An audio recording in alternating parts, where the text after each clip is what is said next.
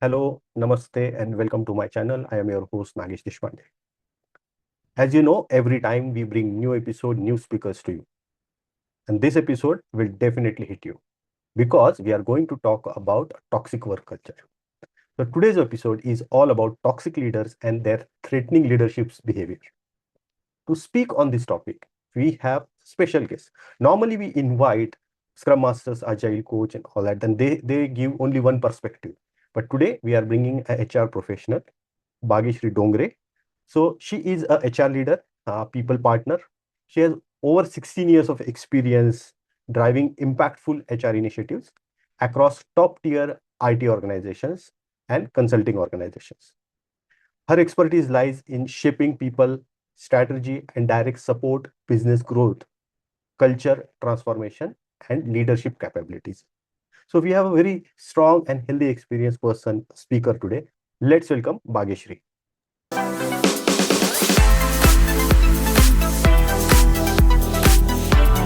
Hey, hi Bageshri. Hi, Nagesh, and thank you for having me. And I'm really excited to be here. I think leadership is one of the most powerful influences in any workplace. Correct, So, a great leader can shape careers, build confidence, and even bring out the best in the people. But correct, the opposite of that is also true. So, absolutely. some toxic leaders can actually erode the confidence and performance, and even can have a lasting impact on the teams and the individuals. So, I'm really Correct. looking forward to discussing this important topic today, and I'll try to shed some light on some of the realities of the toxic leadership that are often overlooked. Correct. Thanks for accepting this invite. So, rightly mentioned, Bageshri. So there are a lot of people, and I just quickly want to highlight one recent series that everyone is talking about, the Titan story, and in which the JRD Tata's leadership has been shown. And I've seen few of the incident in that series where JRD actually pushed Xerxes to take the ownership of few things like signing the contract and all that. Those are real true leadership skills. He was JRD was pretty much sure that this is capable of handling all these kind of things. So rightly mentioned, leadership can turn the things around you very nicely. But let's see how negatively impact throughout this episode now. So coming to my first question of the day, how can professionals identify toxic leadership early? Sure, Nagesh. I think you really gave a very apt example of the series Titan. Now, coming back to your question, I think before we talk about the early signs of toxic leadership, I think it is important that we first understand what is toxic leadership. Correct. Because when people hear the term toxic leadership, they immediately imagine, someone screaming in the meeting, someone trying to publicly humiliate the employees, or acting very aggressively. Correct. Now, while these situations do exist, but they are often the easiest to identify. In my experience, some of the most difficult forms of toxic leadership are the most subtler. Correct. Right. And they don't always come with like raised voices or dramatic situations. In fact, they slowly create an environment where employees start doubting themselves. They Correct. stop speaking up. They stop sharing ideas. And the leadership researchers, Jamie Wolf and Christopher Bell, they actually have come up with this interesting concept called uh, power blindness. Power blindness. Okay. Yes, power blindness. So the Mhm. idea is that when people gain authority, they become less aware of their impact their behavior is causing on the other people. So toxic leadership doesn't necessarily always mean bad intentions. Correct. Sometimes, yes, it can be because of lack of self awareness, and it can also be because of the unintended consequences of leadership behavior. For me, toxic leadership is not about being demanding or holding people accountable. In fact, some of the best leaders that I have worked with have had incredibly high standards. Correct. In fact, what differentiates great leaders is that they challenge people without diminishing them, Right. right? So, the toxic leadership actually starts when these behaviors consistently start eroding the confidence, the psychological safety, and the dignity of the employees. And it is not just one bad day or one bad event, it is a pattern. Pattern. Correct. So, Correct. before we start looking for signs of toxic leadership in a leader, I think I would encourage people to look at themselves first. Right. Because one of the earliest indicators of an unhealthy leadership environment is how you are feeling. Okay. So start asking yourself these questions like, um, am I thinking about my manager even after the working hours? Am I replaying the conversations in my mind even when I'm having a great time with my family or my friends? Am I worried about how they will react to the message or the email that I've sent? Or even am I anxious because it's the Sunday evening and Monday morning is just around the corner? Correct. Or even are you discussing like your manager more than your actual work with your peers or with your friends or with your colleagues? Now Correct. these things seem very small, but they do tell you something important. Correct. Right. So Can I that's add one more thing here? Can I sure, add one sure. more? Yeah, So one more thing, sorry to interrupt, but one more thing I want to add, to if you are going on a leave, which is a planned leave, yeah, and you still feeling guilty of taking that leave, thinking of that what my colleagues or what my manager is thinking about me when I'm on leave, correct. that means you are surrounded with the toxic culture. Absolutely right. Absolutely right. So that's like you're trying to second guess, how whatever I'm saying will be taken, right? How Right. will that be received? Right. And yeah, and that exactly is the reason why I often say that one of the earliest signs of toxic leadership is not necessarily about what the leader is doing, but it is about what their behavior is making you feel. What is it that their behavior is causing you to do? Nice. And for the leaders, I would just ask these simple questions. So, when people leave your presence, do they feel bigger or do they feel smaller? Do they feel more confident, more capable, more motivated, or do they feel anxious, hesitant, or more unsure about themselves? Because leadership is not just measured by the results that we deliver, it is also measured by the impact that we have on the people.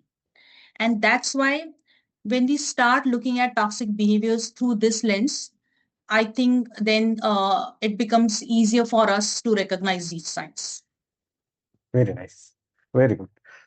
Great start of this discussion. Now, uh, we did brought few things, but I would just still want to hear from you is what are the leadership behaviors silently damaging the employee's confidence? I think I really uh, find uh, this word silently as the important word in this question, Correct. Yeah. because confidence is not damaged by just one big event. It gets affected by small, repetitive interactions over a period of time. And one such behavior is being unpredictable. So, if employees are wondering how their manager will react, or if the expectations are changing frequently, then Correct. they start becoming more cautious. See, people do their best work when they can focus on their work, not when they're trying to figure out their manager. Okay? Another behavior is being dismissive of the ideas. Hmm. So, again, not every idea needs to be accepted, but every idea deserves a consideration. So, when people repeatedly feel unheard, then they eventually stop contributing. And another behavior I would say is focusing on only what is wrong. So Ah, feedback right. is important for every employee. But if every interaction is about mistakes or gaps, then even the capable employees start questioning themselves. In fact, I've also seen situations where high performers receive feedback around that they have attitude issues. They are they have alignment concerns. They're not Right. collaborative enough,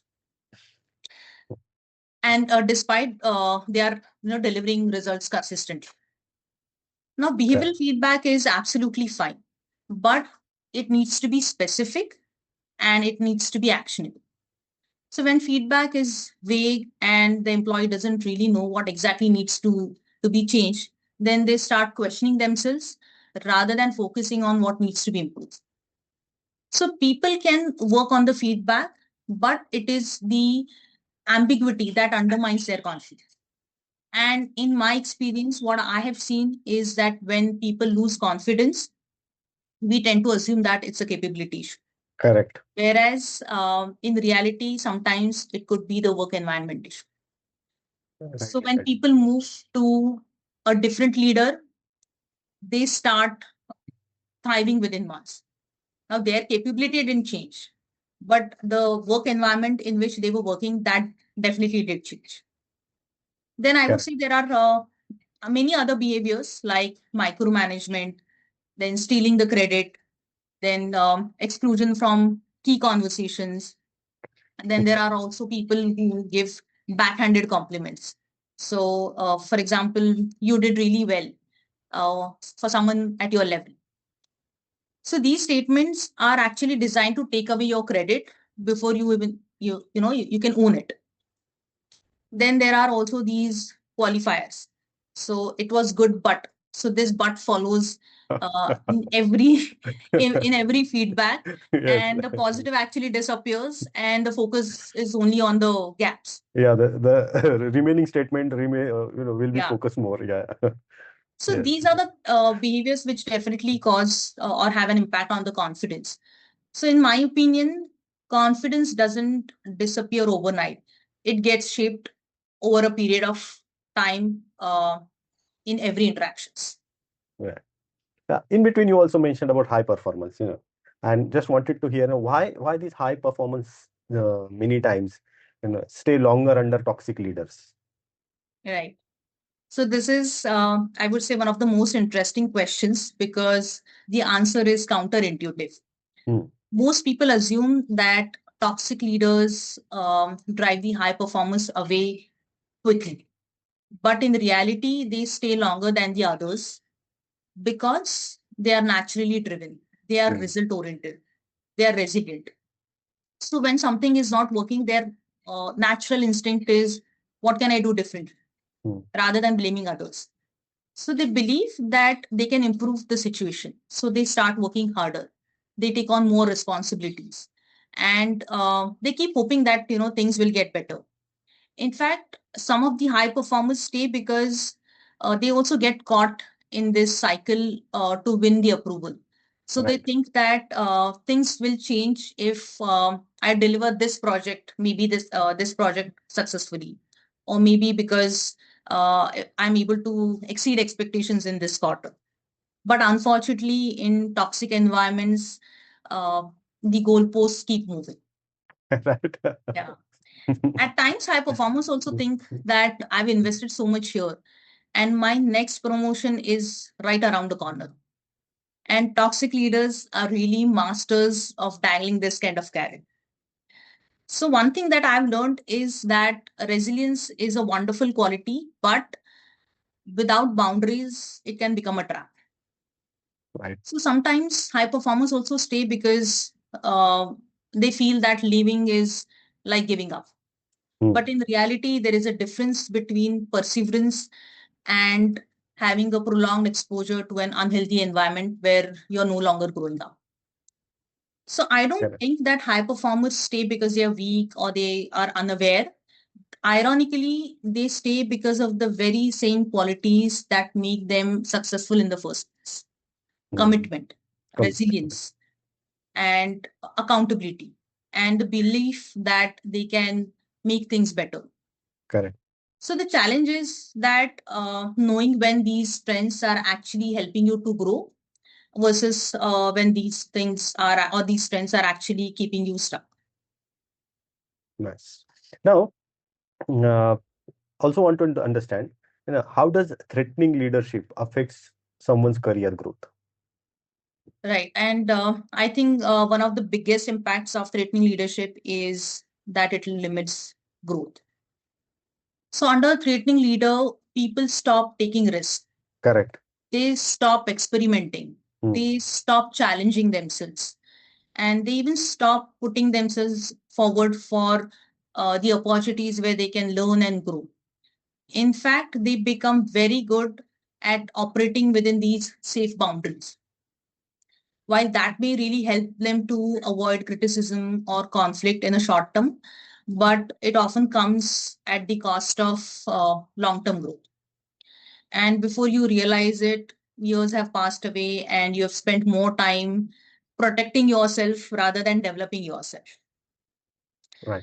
Another impact, and that this one really doesn't get talked enough, is the visibility and reputation. Sometimes threatening leaders are very smart and very effective at managing upwards Right. while they are creating a very different picture with their teams. But as a result, much of that employee's contributions or even the reputation gets filtered through this one lens or this one single person's lens. And if that leader is consistently downplaying your contributions, withholding opportunities, or even controlling the narrative, then the employee may not even realize how they are being perceived by others in the organization.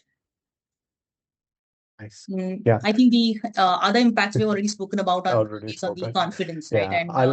Yeah, And I'll share a few of my experiences on this. So viewers, if you remembering anything, if you memorized few of your old incident, just hold on and watch till the end now. So I'll share my experience. I was working with one of the organization, and like you mentioned, one of my he was not a manager, he was a lead, and one of the leads, he always used to come, and if I'm, let's say, if I took a day off for my family, if I watched a movie on the weekends, or took a trip or anything, so like I bought a scooter for myself, he subtly used to remind me that it's because of the salary that the organization that giving you, not because the efforts and the commitment I shown and I grown in my career and I'm taking efforts to earn this money. He always used to remind me. So if you are watching this episode, you know whom I'm talking about. That's how life is. Okay. And then now, when should actually we should start pushing back, these things. I want to understand. We are professionals. To be honest, the definition of professionals are like, if someone asks me, you asking me to provide my services, you paying for me, I will provide my services, end of the business. right. But in this context, or in this kind of a professional behavior, toxicity comes in. How should I push back? So, Nagesh, I would say this is a question that even I get asked about very often.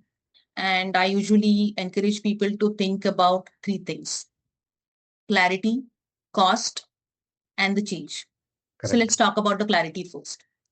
So, think about, is this behavior really a pattern or is it just one off incidents? Hmm. Because every leader can have a bad day and every leader can have a difficult conversation, but that doesn't make them toxic leaders. So the real question is whether this behavior is consistent and repeated. And is it regularly affecting your confidence? Is it affecting your autonomy? Is it affecting your professional credibility or even ability to do your best work? The second one, as I said, is the cost. Right. So, what is this situation costing you? Is it affecting your health? Is it affecting your mental well being? Is it affecting your personal relationships? Is it affecting your sense of self worth or your long term career growth? Then it is important that you should take this seriously, because no title, no role, no project is worth paying such a high price for. Correct. And the third is the change. So just think, is a change genuinely possible? Did you have an honest conversation? Did you seek any kind of support? Has the feedback even been heard? or has actually anything changed at all? Because if you have made repeated efforts and still the behavior continues, or if the system itself is protecting the behavior, then it tells you something important. Ultimately, I believe in giving a fair chance to the people and the situations. But I also believe that resilience should not come at the cost of your well being and your reputation. So I would say push back when you think that a change is genuinely possible. Then again, I would say be cautious, because if the system is protecting the behavior, then it might just backfire on you. And move on if you think that you have tried everything but nothing has really changed. So it's worth moving on. See, Correct. here the goal is not to survive the work environment. The goal is to actually grow in this environment. Correct. Right. See, I'm honest about this kind of feedback giving to people who come to me. I mentor a lot of people. And if a person whom I'm mentoring is genuinely or seriously going through toxic environment, I tell them explicitly, leave this workplace. Yeah. No harm. If all the things are getting managed, you have some money to take care of your family for next 1 or 2 months. Right. Do not hesitate. Because money, job, designations, even the learning new tools and technologies, everything can be redone again. But if Absolutely. your health is damaged, it's kind of can be permanent. Okay, the health damage can be permanent. So do not risk about it. Do not risk anything. If you feel it's not working out, leave that place.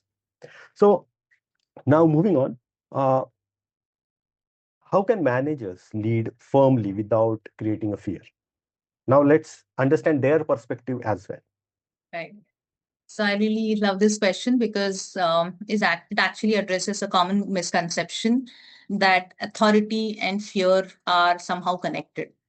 So in my experience, they are not. In fact, as I mentioned earlier, some of the strongest leaders that I have worked with have been incredibly clear about the expectations. Right. They were highly accountable. They were very performance driven, but still people were not afraid of them. And the reason is simple: they created clarity and not the fear. So the distinction is very simple. A fear based leader would say, do this or there will be consequences. Correct. Whereas a firm leader will say, here is what needs to be achieved, here is why it matters, here is how I can support you, and here is what the success looks like. Correct. Now, one approach creates compliance, whereas the other approach creates commitment. Correct. Now, for the leaders, I would like to give some practical suggestions here. Is that first, be consistent. I think we already talked about this. So, people can handle high standards, but what they really struggle with is the unpredictability. So, if your team knows what to expect from you, then they spend less time worrying and more time on performing. Correct. Secondly, separate the person from the performance. So there is a big difference in saying that this work needs improvement than making the person itself feel that they only are the problem. Hmm. So great leaders challenge the work without diminishing the individuals.